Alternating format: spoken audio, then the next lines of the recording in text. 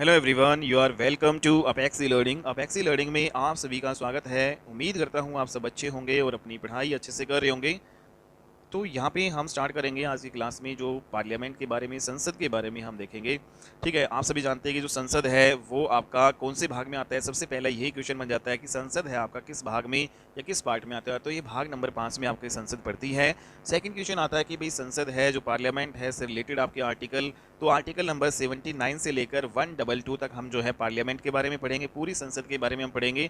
और संसद आप सभी जानते हैं कि ये लोकसभा, आपकी राज्यसभा और प्रेसिडेंट से जो है आपकी मिलकर बनती है। ठीक है, तो लोकसभा, राज्यसभा और राष्ट्रपति से मिलकर आपकी संसद जो है बनती है, पार्लियामेंट उसको हम कहते हैं। तो पार्लियामेंट से रिलेटेड जो आर्टिकल हैं 79 से लेकर 122, तो यहाँ पे ये कोड याद रख सकते हैं। पार्लियामेंट का कोड 79122, 79122, 79122 कोड किसका भाई, पार्लियामेंट का। तो यहाँ पे जो अनुच्छेद नंबर 79 से लेकर 122 तक जो सारे आर्टिकल हैं वो हम संसद से रिलेटेड हैं। ठीक है, तो ये हम सभी को हम देखेंगे। तो जैसा कि आपने देखा कि आर्टिकल नंबर 52 में आपका जो पढ़ता है प्रेसिडेंट, राष्ट्रपति जो है आर्टिकल नंबर 52 में है। ठीक है, राज्यसभा है वो आर्टिकल नंबर 80 में है। लोकसभा जो है आर्टिकल नंबर जो है 81 में है। तो ये आपको ध्यान में रखना है कि राज्यसभा और जो लोकसभा है ये आर्टिकल नंबर 80 और 81 में आते हैं। आर्टिकल नंबर 52 में आपका प्रेसिडेंट, राष्ट्रपति आता है। बात करेंगे जो संसद है उसका क्या काम होता है भाई। संसद संसद आपका कौन से आर्टिकल में है, 79 में। 79 से स्टार्ट हो जाता है और 122 तक चलता है। ठीक है, तो संसद जो है वो आपका 79 आर्टिकल में है, तो इंपॉर्टेंट है भाई। ठीक है, दूसरा संसद का क्या काम है, क्या वर्क होता है, तो मेकिंग ऑफ लॉ, इसका मीन्स कानून को बनाने का काम होता है संसद का। ओके, तो हमने देखा कि जो आपकी यूनियन गवर्नमेंट है या फिर जो आपकी जो संसद आपकी आती है इसमें, तो ये भाग नंबर 5 में आपकी पड़ती है। ओके, तो आर्टिकल नंबर 52 से लेकर 151 जो है सारी यूनियन गवर्नमेंट आपकी आती है भाई। आर्टिकल नंबर 52 में ही राष्ट्रपति आता है और आर्टिकल नंबर 52 से लेकर 151 तक हमारी संघ सरकार, केंद्र सरकार जो है आपकी आती है। तो ये आपको ध्यान में रखना है और भाग नंबर 5 में संघ सरकार आपकी पड़ती है। अब बात करते हैं जैसे कोई भी जो विधेयक है, कोई भी जो बिल है, ठीक है, वो किसके द्वारा तैयार किया जाता है। तो ये बिल है हमेशा, कोई भी विधेयक है गवर्नमेंट के द्वारा तैयार किया जाता है या फिर कोई भी जो मंत्रालय है सरकार का उसके द्वारा तैयार किया जाता है। लेकिन कोई भी जो विधेयक या बिल है वो कानून कब बनता है, तो कानून जो है तब बनता है जब कोई भी जो बिल है या विधेयक वो पार्लियामेंट के द्वारा पास हो जाता है। तो यहाँ पे पार्लियामेंट जो है इसका मतलब है कि लोकसभा, राज्यसभा और प्रेसिडेंट। ठीक है, तो यहाँ पे लोकसभा और राज्यसभा और जो हमारे राष्ट्रपति है, तीनों जो है के द्वारा ये पास होना चाहिए, तभी कोई भी जो विधेयक है, कोई भी जो बिल है वो आपका कानून बन पाता है, एक्ट बन पाता है। ठीक है, तो ये बात आपको ध्यान में रखना है कि कोई भी जो विधेयक कानून तब बनता है जब उसको संसद के तीनों अंगों के द्वारा पास कर दिया जाता है। और संसद के तीनों अंग कौन से हैं, लोकसभा, राज्यसभा और प्रेसिडेंट, मीन्स यहाँ पे राष्ट्रपति। ओके, अब बात करते हैं कि जो राष्ट्रपति होता है हमारा, जो प्रेसिडेंट होते हैं वो सरकार का एग्जीक्यूटिव पार्ट होता है, मीन्स ये कार्यपालिका वाला जो है भाग होता है। ठीक है, और ये जो दूसरा आपका लेजिस्लेचर जो हमारी विधायिका है उसका भी अंग माना जाता है। तो राष्ट्रपति है दोनों का अंग है भाई, कार्यपालिका का भी अंग है और विधायिका का भी अंग है, जो आपका एग्जीक्यूटिव का भी जो है पार्ट है और लेजिस्लेचर का भी पार्ट है। ठीक है, क्योंकि जो भी कानून आपका जो बनता है उस कानून को बनाने में भाई आपकी लोकसभा, राज्यसभा से तो बिल आपका पास होगा ही होगा। ठीक है, बट जो है राष्ट्रपति का जो है सिग्नेचर के बिना आपका जो कोई भी कानून नहीं बनेगा। राष्ट्रपति जो है, प्रेसिडेंट है, उसका सिग्नेचर भी होना आपका ये जरूरी होता है। तो इसलिए हम कह सकते हैं कि जो राष्ट्रपति है, जो हमारे प्रेसिडेंट हैं, वो भाई कार्यपालिका के भी अंग है और वो विधायिका के भी आपके अंग होते हैं। ठीक है, तो कार्यपालिका, विधायिका यानी संसद का भी जो है वो अंग होता है। तो ये बात आपको ध्यान में रखनी है। हालांकि जो है जो प्रेसिडेंट है वो ना तो लोकसभा और ना ही राज्यसभा का सदस्य होता है। ठीक है, लेकिन उसको कार्यपालिका और विधायिका का क्या माना जाता है, अंग माना जाता है। तो ये बात आप जो है नोट करना। ठीक है भाई, तो अगर क्वेश्चन ये आए कि भाई आप बताओ कि कार्यपालिका का अंग है या विधायिका का अंग है जो आपकी प्रेसिडेंट, या दोनों का अंग है, तो ये दोनों का जो है आएगा, कार्यपालिका और विधायिका दोनों का। नेक्स्ट यहाँ पे बात करते हैं कि जो बिल है, जो भी विधेयक जो होते हैं, ठीक है, तो on the basis of prepare, बनाने के आधार पर जो है आपके बिल कितने प्रकार के होते हैं। तो ये आपके दो प्रकार के बिल भाई माने जाते हैं। एक होते हैं गवर्नमेंट बिल, जो सरकारी जो है विधेयक होते हैं। दूसरे प्राइवेट बिल होते हैं जिनको निजी विधेयक बोलते हैं। तो जो गवर्नमेंट बिल है वो आपके 99% होते हैं। जो निजी विधेयक, जो प्राइवेट है, वो कुल मिलाकर भाई 1% ही होते हैं। ठीक है, तो जो सरकारी विधेयक किन्हें कहते हैं, जो गवर्नमेंट या गवर्नमेंट के किसी भी जो है मिनिस्ट्री या मंत्रालय के द्वारा तैयार किए जाते हैं और उन्हीं के द्वारा जो है उनको सदनों में, जो मतलब लोकसभा और राज्यसभा जो हाउसेज है, ठीक है, उनमें रखा जाता है। तो गवर्नमेंट के द्वारा प्रिपेयर किया जाता है और उन्हीं के द्वारा ही हाउसेज में रखा जाता है।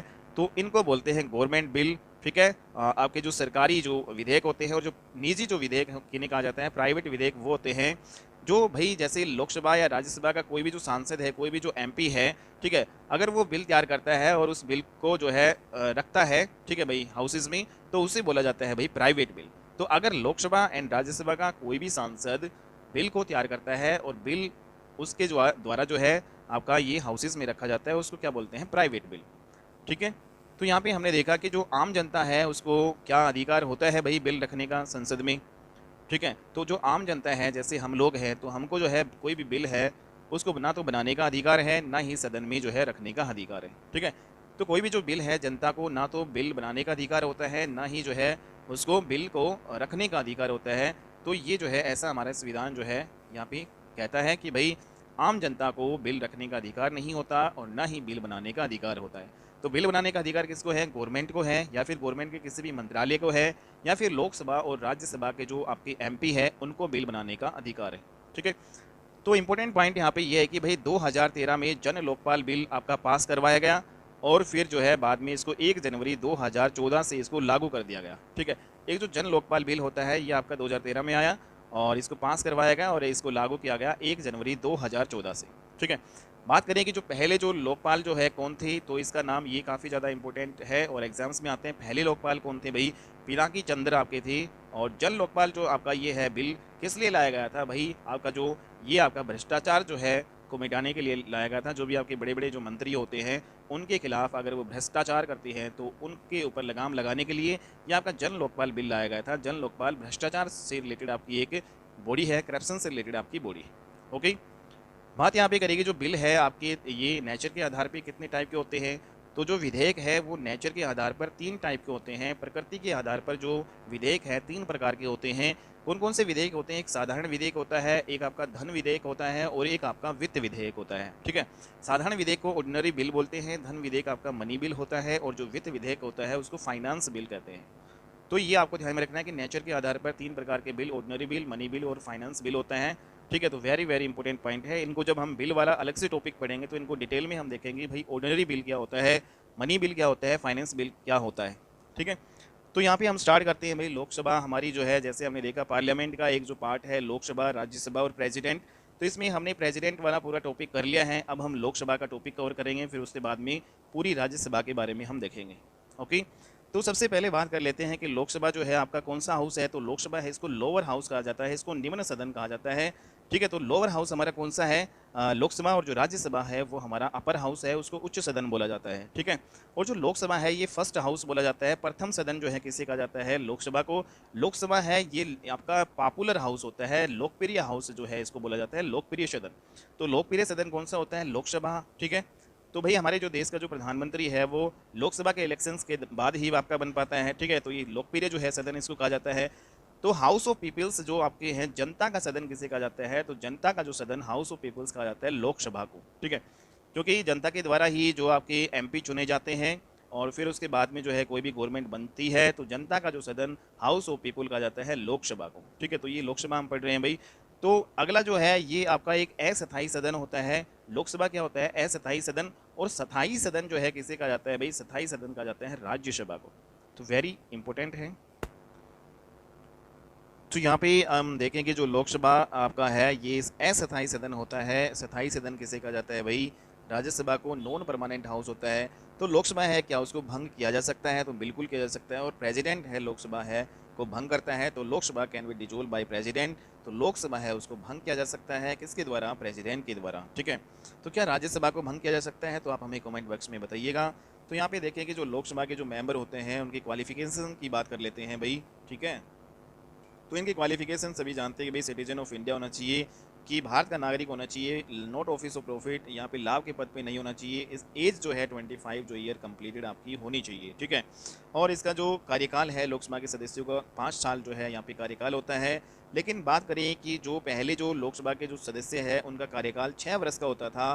ठीक है, तो 42वां संविधान संशोधन जो अधिनियम 1976 किया गया, तो member of Lok Sabha and state जो है लेजिस्लेटिव असेंबली का जो टेन्योर है वो 6 वर्ष हुआ करता था भाई। ठीक है, तो 42वां संविधान संशोधन अधिनियम 1976 के तहत किया गया कि लोकसभा जो है उसकी सदस्य है उनका 6 वर्ष, और जो विधानसभा के सदस्य जो एमएलए जो होते हैं, ठीक है, उनका जो है 6 वर्ष किया गया। लेकिन अगले ही 2 वर्ष के बाद में 44वां संविधान संशोधन हुआ 1978 में, और इसमें फिर से जो है लोकसभा के जो सदस्य हैं और जो आपके विधानसभा के जो सदस्य हैं उनका जो कार्यकाल जो है, टेन्योर है, वो कितना कर दिया गया भाई, 5 वर्ष कर दिया गया। ठीक है, जो कि आपका प्रेजेंट में अब है। तो यहाँ पे अगर हम देखें कि प्रेजेंट में लोकसभा और विधानसभा के जो सदस्य होते हैं उनका टेन्योर कितना है, 5 वर्ष का इनका टेन्योर होता है। इनका जो इलेक्शन जो होता है, लोकसभा के जो सदस्य हैं उनका जो इलेक्शन डायरेक्ट होता है, जनता के द्वारा जो है लोकसभा के सदस्य चुने जाते हैं। ठीक है, डायरेक्ट इलेक्ट बाई जो है पीपुल। तो यहाँ पे हम देखें कि जो यहाँ पे व्यस्त मताधिकार जो है हम इसको बोलते हैं वोट अडल्ट फ्रेंचाइज, इसको बोलते हैं व्यस्त मताधिकार के आधार पर वोटिंग होती है। और हमने देखा कि जो पहले 21 वर्ष जो है उम्र हुआ करती थी वोटिंग की, लेकिन 21 वर्ष से घटाकर जो है आपकी 18 वर्ष जो है एज कर दी गई भाई वोटिंग करने की। तो ऐसा कौन सी संविधान जो है संशोधन अधिनियम के द्वारा की गई थी, तो इसमें 61वां संविधान संशोधन अधिनियम 1989 1989 में भाई 21 वर्ष से घटाकर 18 वर्ष जो है वोटिंग की जो है वोट डालने का अधिकार जो है 18 वर्ष वाले उम्र को है। ठीक है, तो ये इंपॉर्टेंट जो है काम किया गया 1989 में। इसके लिए 61वां संविधान संशोधन अधिनियम हमें करना पड़ा।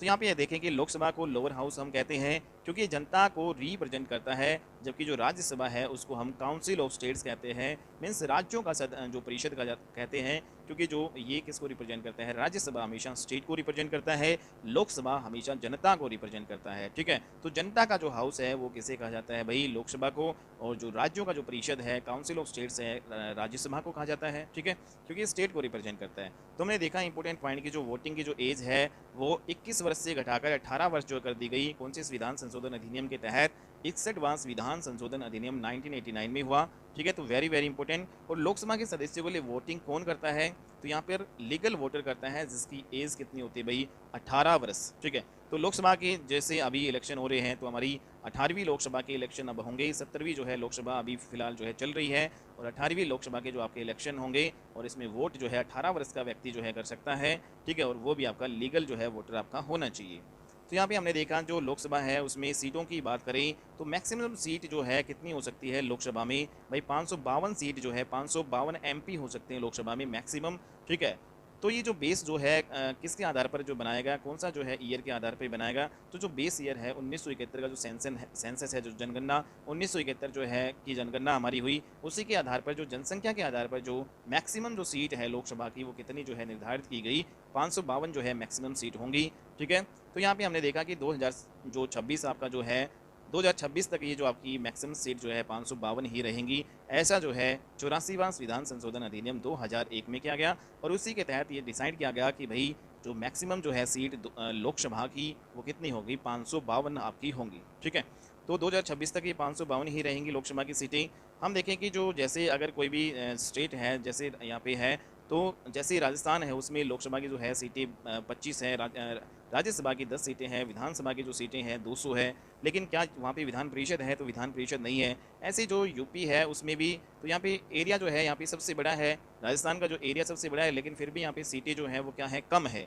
लेकिन अगर यूपी देखें दूसरी ओर तो वहाँ पे जनसंख्या बहुत ज़्यादा है, लगभग 1920 करोड़ जनसंख्या है अकेले यूपी में भाई। ठीक है, 19 से 20 करोड़ से भी ज़्यादा आपकी ये है। तो यहाँ पे जो यूपी है उसमें लोकसभा की जो है अधिकतम जो है यहाँ पे सीटें हैं 80 जो है, सबसे ज़्यादा जो है यूपी में लोकसभा की सीटें हैं। राज्यसभा की सीटें यहाँ पे 31 है, विधानसभा की यहाँ पे काफ़ी जो है सीटें 403 है, यहाँ पे जो विधान परिषद भी है, और 100 जो है 100 जो है यहाँ पे सीटें विधान परिषद की भी है। ठीक है, तो हमने देखा कि जो पॉपुलेशन के आधार पर जो है ये रीजन डिसाइड किया जाता है, कॉन्स्टिट्यूशन जो रीजन जो आपके बनते हैं, चाहे वो लोकसभा हो, राज्यसभा हो, विधानसभा हो या विधान परिषद, पॉपुलेशन के आधार पर ही ये सीटें तय की जाती है कि भाई पर्टिकुलर स्टेट में इतनी इतनी जो है लोकसभा की सीटें होंगी, इतनी विधानसभा की सीटें होंगी। ये सारा पॉपुलेशन के आधार पर हम देखते हैं।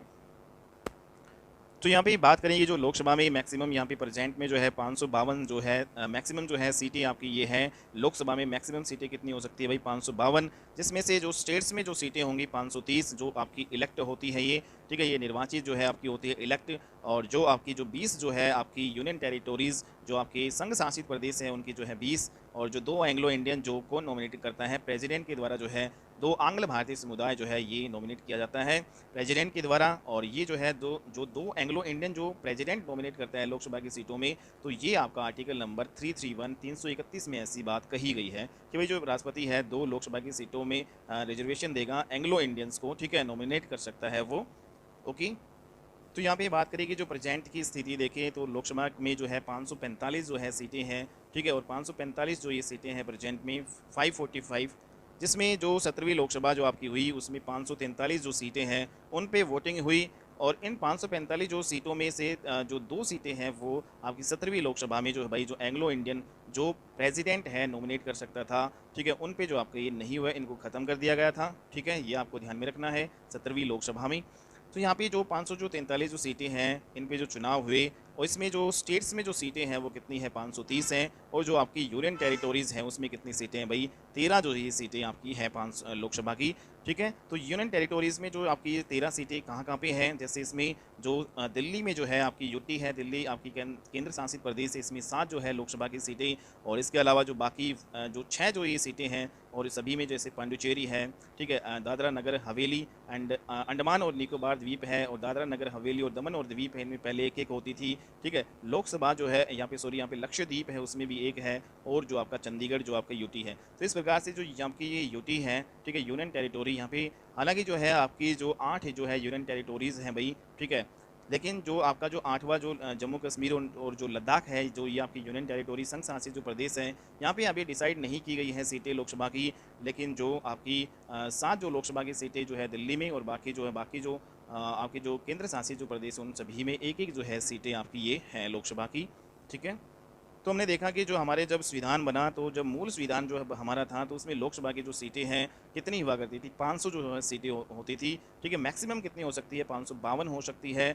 मूल संविधान में जो है कितनी हमारी 500 जो है यहाँ पे सीटें हैं, ये ध्यान में रखना है, ठीक है। तो हमने क्या किया, 7वां जो संविधान संशोधन अधिनियम 1956 हुआ, तो इसमें 500 जैसे हमारी मूल संविधान में 500 सीटें थी, फिर 7वां संविधान संशोधन अधिनियम 1956 किया, तो ये सीटें हमने बढ़ाकर जो है 25 और कर दी, 525 कर दी। फिर एक आपका 31वां संविधान संशोधन अधिनियम हुआ 1973 में, ये सीटें हमने और बढ़ाई, और यहाँ पे 545 तक ये आपकी सीटें पहुँच गई, ठीक है।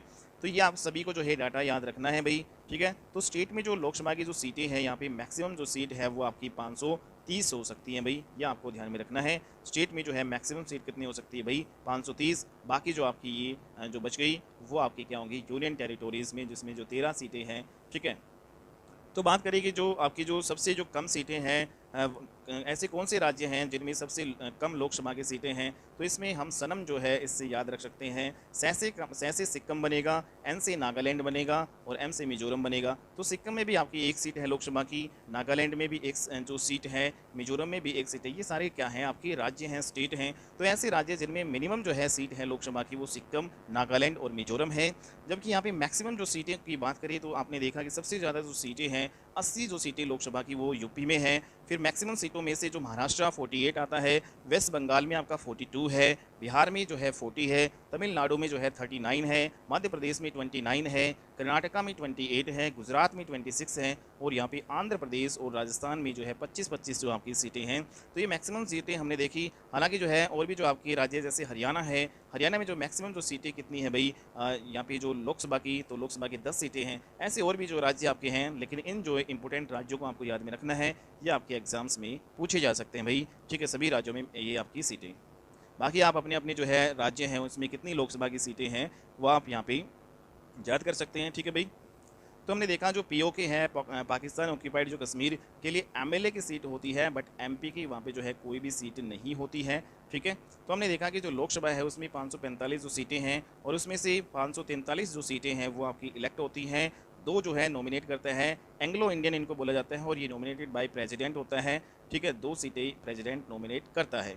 हमने देखा कि जो एससी जो सीटें हैं लोकसभा की, जो इलेक्ट जो सीटें हैं उनमें जो एससी की जो सीटें और एक आपकी एसटी की सीटें, एससी मीन्स जो शेड्यूल जो है कास्ट जो है कि अनुसूचित जाति और अनुसूचित जनजाति की जो है रिजर्वेशन इनको दिया गया है लोकसभा की सीटों में, ठीक है। तो लोकसभा की सीटों में जो रिजर्वेशन है ये आपका कौन से आर्टिकल के तहत दिया गया भाई, आर्टिकल 330 आपको ध्यान में रखना पड़ेगा, ठीक है। आर्टिकल नंबर 330 में क्या है कि जो आपका लोकसभा की सीटों में जो आपका शेड्यूल कास्ट है उसको 15% का रिजर्वेशन दिया गया है, और जो शेड्यूल ट्राइब है उनको 7.5% का रिजर्वेशन दिया गया है। यहाँ पे शेड्यूल जो है कास्ट को अगर हम 543 का निकालें तो 47 सीट बनती है, और जो शेड्यूल जो है कास्ट का 84 बनती है, शेड्यूल ट्राइब का 47 बनती है, ठीक है। तो ये रिजर्वेशन आपको ध्यान में रखना है याद। जो 543 जो सीटें हैं उनका एससी जो है को 15% का रिजर्वेशन और एसटी को 7.5% का रिजर्वेशन दिया गया है। आर्टिकल नंबर 330 के अकॉर्डिंग भाई ये रिजर्वेशन है, ठीक है। तो हमने देखा कि जो मैक्सिमम जो सीट जो है जो मैक्सिमम जो SC seat in any state, कोई भी जो राज्य है जिसमें मैक्सिमम एससी जो है सीट है वो कौन सा है भाई, यूपी है। तो यूपी में हमने देखा कि लोकसभा की मैक्सिमम जो है 80 सीटें हैं। इन 80 में से 17 जो सीटें हैं वो एससी की हैं भाई, शेड्यूल कास्ट की है, अनुसूचित जाति की है भाई, ठीक है। तो सबसे ज़्यादा जो है आपकी एससी की जो सीटें किस राज्य में है, तो ये आपकी यूपी में कितनी है, 17 हैं, ठीक है। और मैक्सिमम जो शेड्यूल ट्राइब की जो आपकी अनुसूचित जनजाति की जो किसी भी राज्य में जो है मैक्सिमम सीटें हैं वो मध्य प्रदेश में है। मध्य प्रदेश में कितनी है भाई, 6 सीटें। वैसे मध्य प्रदेश में जो लोकसभा की जो सीटें हैं 29 है, उनमें जो है शेड्यूल ट्राइब है उनको रिजर्वेशन भाई दिया गया है, ठीक है, 7.5% का। और ये आपका कितना हो जाएगा, 6 जो है सीटें आपकी शेड्यूल ट्राइब की ये हैं, ठीक है। ये आपको ध्यान में रखना है, डायरेक्ट ये आपके क्वेश्चन पूछे जाते हैं भाई। तो यहाँ पे हमने क्या देखा कि जो सामान्य कैटेगरी का जो व्यक्ति है वो इन एससी और एसटी का जो रिजर्वेशन जो आपका ये मिलता है, तो इन पे जो इन सीट पर जो है वो खड़ा नहीं हो सकता, ठीक है। जैसे कोई भी सामान्य जो कैटेगरी का जो व्यक्ति है, जो ये एससी और एसटी की जो सीटें हैं, ठीक है, जो रिजर्वेशन वाली सीटें हैं, इन पे जो है सामान्य कैटेगरी का व्यक्ति खड़ा नहीं हो सकता, ठीक है। बल्कि जो एससी एसटी वाले हैं ना, वो सामान्य कैटेगरी वाले जो सीट हैं उन पे खड़े हो सकते हैं। मीन्स एससी एसटी वाले जनरल वाली सीटों पे खड़े हो सकते हैं, इन पे लड़ सकते हैं, लेकिन जनरल वाले एससी एसटी की सीटों पर से खड़े नहीं हो सकते, क्योंकि इनकी जो है रिजर्वेशन जो है रिजर्व की गई हैं सीटें भाई। तो यहाँ पे हमने देखा कि जो लोकसभा है उसमें एससी एसटी का रिजर्वेशन जो है दिया गया है लोकसभा की सीटों में। तो ये कौन से आर्टिकल के तहत दिया गया है, आर्टिकल नंबर 330 में। नेक्स्ट इंपॉर्टेंट पॉइंट है यहाँ पे, राज्यसभा में जो आपका एससी एसटी का रिजर्वेशन जो है क्या होता है, तो राज्यसभा में एससी एसटी का रिजर्वेशन नहीं होता। और ऐसे ही सेम जो है विधान जो है परिषद जो लेजिस्लेटिव काउंसिल है उसमें भी एससी एसटी का रिजर्वेशन नहीं होता, ठीक है। बट जो आपका विधान जो है सभा है, लेजिस्लेटिव असेंबली है, उसमें एससी एसटी का रिजर्वेशन होता है, ठीक है। तो यहाँ पे लोकसभा में भी होता है और विधानसभा में एससी एसटी का रिजर्वेशन होता है सीटों पे, लेकिन विधान जो परिषद और राज्यसभा उसमें एससी एसटी का कोई रिजर्वेशन नहीं होता है सीटों पे। यह आपको ध्यान में रखना पड़ेगा। यहाँ पे हमने देखा कि जो महिलाओं का क्या महिलाओं को भी जो है रिजर्वेशन दिया गया है इनमें, लोकसभा की सीटों में, राज्यसभा की सीटों में, विधानसभा की सीटों में या विधान जो है परिषद की सीटों में। तो राज्य जो महिलाएं हैं उनको कोई भी रिजर्वेशन यहाँ पे नहीं दिया गया है। अभी तक कोई भी रिजर्वेशन यहाँ पे नहीं दिया गया है महिलाओं को लोकसभा, राज्यसभा, विधानसभा और विधान परिषद की सीटों में, ठीक है। तो आपको इंपॉर्टेंट पॉइंट एक और यहाँ पे ध्यान देना है कि जो लोकसभा और जो आपका विधानसभा है उसमें 33% रिजर्वेशन जो है महिलाओं को देने की बात की गई थी, लेकिन अभी तक जो ये अमेंडमेंट जो है जो आपका जो बिल है वो पास नहीं हुआ है, ठीक है भाई। भविष्य में ये आपका 33% रिजर्वेशन महिलाओं को लोकसभा और विधानसभा में दिया जा सकता है, ठीक है। नेक्स्ट इंपॉर्टेंट जो पॉइंट है आपका, लोकल जो गवर्नमेंट है क्या उनमें जो रिजर्वेशन दिया गया है। तो लोकल गवर्नमेंट है जैसे आपकी ग्राम पंचायत, जो नगर निगम है, जिला पंचायत है, ब्लॉक पंचायत है, नगर पालिका है, तो इनमें जो है आपका रिजर्वेशन इनको दिया गया है, ठीक है, महिलाओं को रिजर्वेशन दिया गया है। तो यहाँ पे जो पॉपुलेशन के आधार पर एससी एसटी के लिए रिजर्वेशन आपका दिया जाता है, साथ में जो महिलाएं हैं उनको भी जो है 33% का रिजर्वेशन यहाँ पे दिया जाता है, ठीक है। तो यहाँ पे राज्य सरकार है उनके ऊपर डिपेंड करता है भाई, ठीक है, कि वो लोकल गवर्नमेंट पर महिलाओं को रिजर्वेशन है वो दे या ना दे, ठीक है, या फिर उन रिजर्वेशन को बढ़ा सकती है। जैसे यहाँ पे 50% रिजर्वेशन जो है बिहार सरकार ने जो है महिलाओं को दिया है लोकल गवर्नमेंट में, और यूपी की सरकार ने 33% रिजर्वेशन यहाँ पे दे रखा है महिलाओं को लोकल गवर्नमेंट में, स्थानीय जो सरकार है उसमें, ठीक है। तो ये आपको इंपॉर्टेंट जो है भाई पॉइंट याद रखने हैं। अगली क्लास में जो आपका स्पीकर ऑफ लोकसभा और डिप्टी स्पीकर ऑफ लोकसभा जो है उसके बारे में हम डिस्कस करेंगे। आज की क्लास को हम यहीं पे विराम देते हैं, ठीक है भाई। नेक्स्ट क्लास में हम मिलेंगे और अच्छी वीडियो के साथ, तब तक के लिए ठीक है। आप इस चैनल को लाइक कीजिएगा, शेयर कीजिएगा और ज़्यादा से ज़्यादा इस चैनल को सब्सक्राइब कीजिएगा, ठीक है। और भाई यहाँ पे जो कंटेंट है वो आपको ज़बरदस्त आपको मिलता है, तो सब्सक्राइब जो है आप इस चैनल को जरूर कर लीजिएगा ताकि टाइम टू टाइम आपको अपडेट मिलती रहे। आज की क्लास में हम इतना ही करते हैं, नेक्स्ट वीडियो में हम मिलते हैं, तब तक के लिए bye and take care dear friends.